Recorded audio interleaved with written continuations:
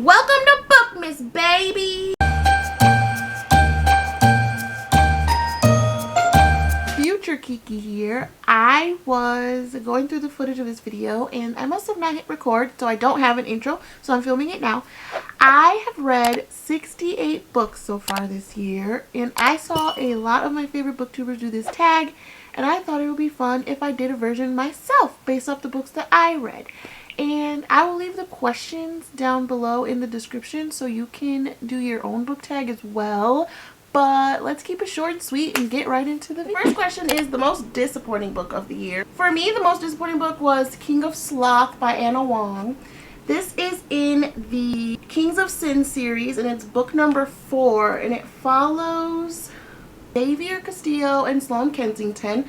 Xavier is kind of a rich, spoiled kid, and Sloane Kensington is his PR person, and she's there to help clean up his messes because he causes a lot of messes.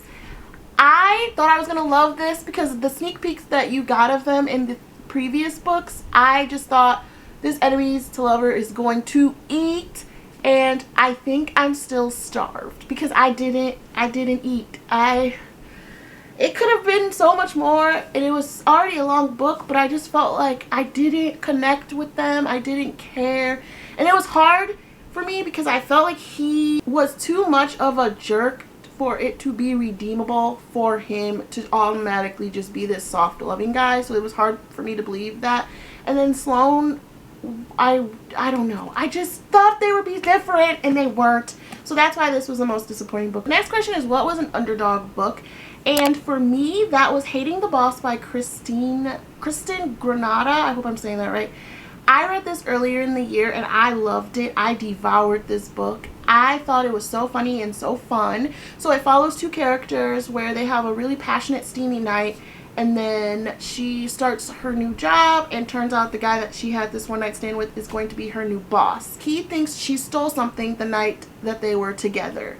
So it goes from there, and it kind of builds on that. And I loved the book. I loved the premise. I've read a few of her other works, and I think they're really good. But this one just stood out to me because just the chemistry and the fire on the pages, and just amazing. And I don't hear anything about her or her books, and I just think it's severely not even hyped. So I just think she deserves recognition, and I really enjoy her books. Next is an overhyped book I read this year. And for me, it was Done and Dusted by Lila Sage. So many people raved and loved this series so far in these books, and I did not care for the characters or the people in them, and I didn't like the writing, unfortunately.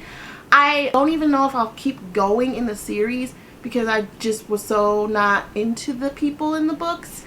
And I feel it's always hard when so many people love a book and then you're the one that doesn't because you feel like you're missing something, but I just didn't connect with it. A book that surprised me this year was A Good Girl's Guide to Murder by Holly Jackson. The reason it surprised me was I didn't think I was going to love it as much as I did.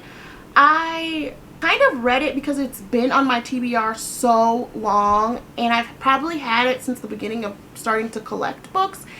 And I just never gravitated towards it, but I just picked it up for some reason, and I loved it. I love the story. I did guess one of the plot holes, but then there was another twist in there too that took me over. And I just wanted, and the chapters are short, which is always fun, and I just flew through it, and I enjoyed it so much that I'm really excited this next year to start the next books in the series. For me, especially with it being a YA book, to like fly through it and just love it so much, I am excited to continue. Favorite book couples of the year. So first, I already talked about them, but from the Dark Verse series is Tristan and Morena. I love them. They are my favorite book couple of the year so far, one of them. And I talk about them like they're my friends, like I know them. I think about this book all the time. I think about them and their world and how chaotic and crazy and everything it is. And I loved their chemistry. I loved the angst, the passion, the fire, how they really did not like each other and slowly gravitated towards each other and like became more.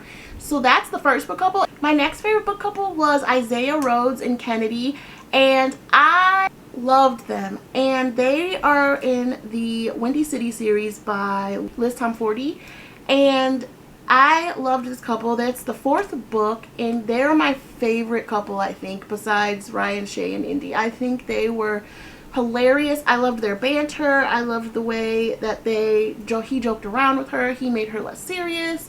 I love the whole concept. I loved that book. I don't even know how to explain it. If you haven't read the series, please do. All the books are really good, but he is one of my favorites. Going into my favorite book boyfriends of the year, so obviously I just talked about him, but Isaiah Rhodes was one of my favorite book boyfriends. I loved his energy, his playfulness. I loved the way he loved her, and he was openly about it. He never hid his emotions, and I just loved that about him. Next book boyfriend was Weston Belmont from Wild Eyes. I think about this man all the time. Something about him. I don't even like the outdoors, but I'm willing to own a farm for this man. I am willing to do some cow activities with manure for him. I just think he was just such a strong character, especially the way he was a single dad and how good he was with his kids. And I just think the way that he protected her and was with her and how he helped her to come into her confidence. I just loved everything about him. Favorite characters of the year were both women, girl power, and I loved Ava from Passenger Princess. I just thought she was such a fun burst of energy. If she doesn't want to do something, or if she really is dedicated to do something, she does it, and I thought that was really powerful and fun to read about. I loved just her spirit and her go-getter attitude, and she didn't let much deter her. My next favorite main character was Anna Green from The Paradise Problem. She also was fun. Honestly, these are 2 books I laughed out loud to because of the way the female character was, and they're women I could see myself literally, like I felt like I was reading about one of my best friends. So that's why I chose them as my favorite characters. I just realized I have not been showing you like some of the books that I actually have. Okay. Life is just happening to me right now. I have 2 new favorite authors this year. The first one was Laura Hankin, and she made One Star Romance. I loved this book. I gave this book 5 stars, and I enjoyed her writing. I enjoyed her banter. I enjoyed her build-up and everything else. And then the second is Annabelle Monaghan, and she made Summer Romance, and I loved this book. I gave it 4.5 stars. I thought it was such a fun read. I just really loved the strength and the journey of her characters. I would recommend both of these authors, and I will definitely be on the lookout for more of their work when they do make more. An author that didn't work out for me was Frida McFadden. I don't know what didn't work for me. I usually guessed her plot twists, or the plot twists weren't really mind-blowing to the point where when I got to it I was like, that's it, that's what we built this up for. Every book I've rated has been a 3-star. There's nothing that stood out to me and just gone, wow, like I loved this. I'm gonna recommend this to everybody I know. And I'm getting to the point where if I'm not enjoying something and I've tried it multiple times, I'm not gonna keep forcing it until I miraculously find something, because that's a waste of my time of reading, and reading for me is supposed to be enjoyable. So that's why I'm not going to pick her up anymore. The happiest book I read this year was The Paradise Problem by Christina Lauren. As I said, one of my favorite characters is from there. I loved this book. I laughed out loud at this book. I loved the chemistry that was there. I loved the banter, the island vibes, all of it. I was just such a big fan of the feel I got while I read it. It genuinely made me happy to read this book, and I didn't want to stop reading it. So the atmosphere of that book was just really happy and fun. There were some darker topics, but it was handled really lightly too. That is the happiest book I read this year. Following the happiest book, it also asks about the saddest. The saddest book I read this year was Ashes of You by Catherine Cowles.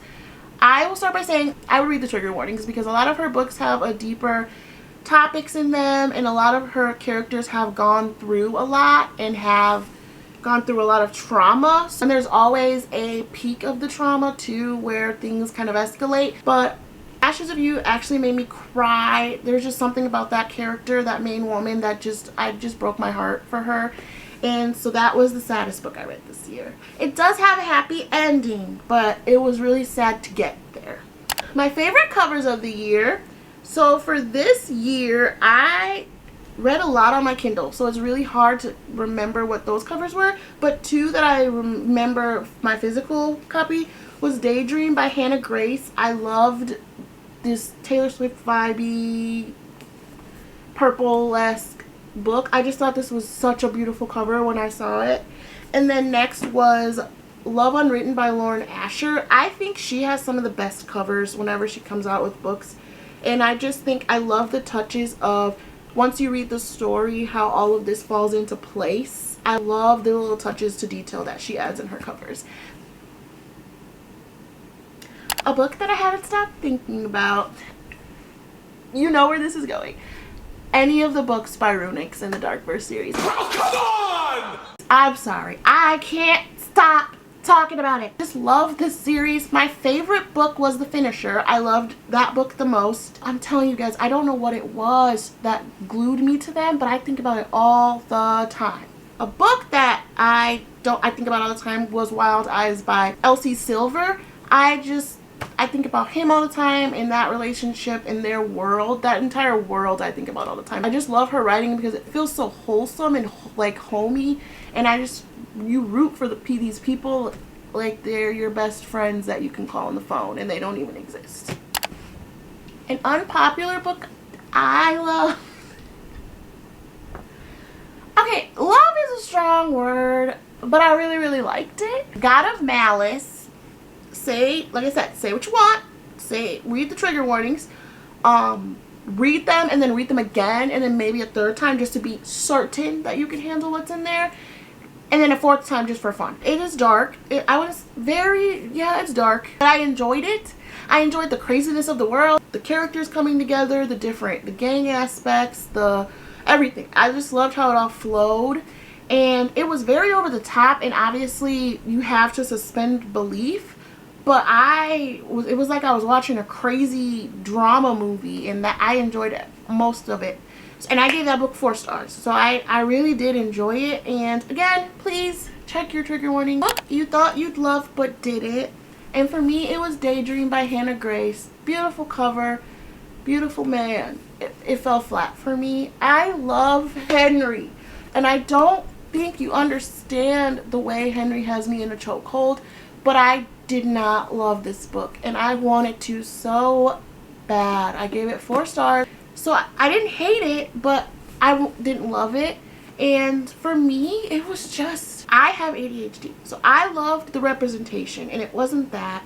But I felt like it focused on it so harshly and made Henry seem different than what his character kind of gave off in the other books, that it didn't feel like I was reading about the Henry that I became obsessed with in the other books. It felt like a completely different person. The relationship with him and the girl was great, but it has virgin trope. I'm not your biggest virgin trope fan. His personality conflicted because he's this soft-spoken, like ADHD, like in his own head recluse, but he gets around. So it was hard. It just didn't work, and I wanted it to, but it didn't, unfortunately. A book with the most unique plot for me this year was The Wishing Game by Mike Schaefer. I really enjoyed this book.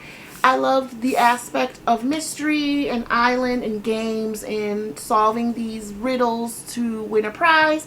I thought this was so fun. And this was the only book that I read that was like this year. I didn't read a lot of fantasy other realm books, so I think that's why this one stood out to me the most, and I loved the concept and the plot. A book or a series that I would reread would be the Rose Hill series.